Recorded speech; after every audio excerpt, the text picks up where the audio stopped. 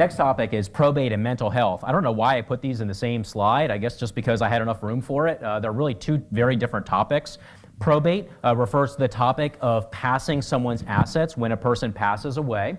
And when that happens, typically, hopefully, the person who has passed on has a will or has left a will which tells the court how to dispose of the person's assets. Now, if anyone in here has a will, I know I do, that will typically is confidential. You know, typically you either keep it amongst your family, you share it with your attorney, you may share it with your personal representative, but typically you're not sharing, you're not broadcasting it to the general public. In other words, most of us are not putting it online saying, hey, do you want to check out my will and see what it says? Most people are not doing that.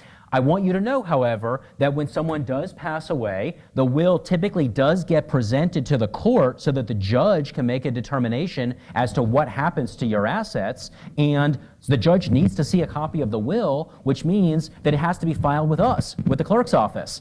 And when a will does get filed with us at the clerk's office, it becomes public record. So I want everyone to understand that if a will does get filed with the clerk's office, which will happen, you know, at some point when someone passes away, then it does become public record.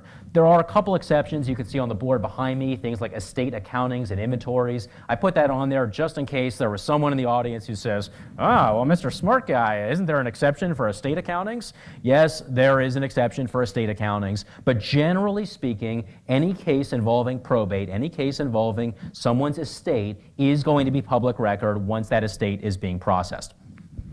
Mental health cases. Mental health primarily refers to Baker Act cases. You may have heard the Baker Act is typically when someone who is suffering from mental health issues is taken either voluntarily or involuntarily into custody, oftentimes by a police officer, based on behaviors that either the police officer has observed or based on the order of a psychiatrist or the order of a judge.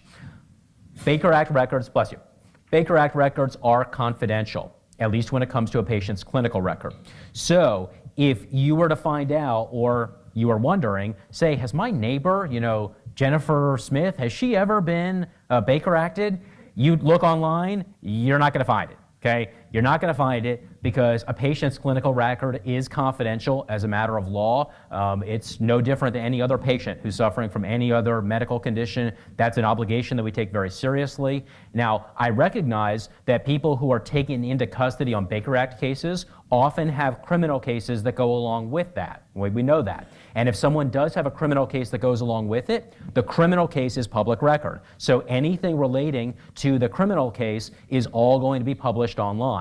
But the Baker Act itself and the Baker Act case and whatever happens in that Baker Act case is not going to be published online because all that is confidential.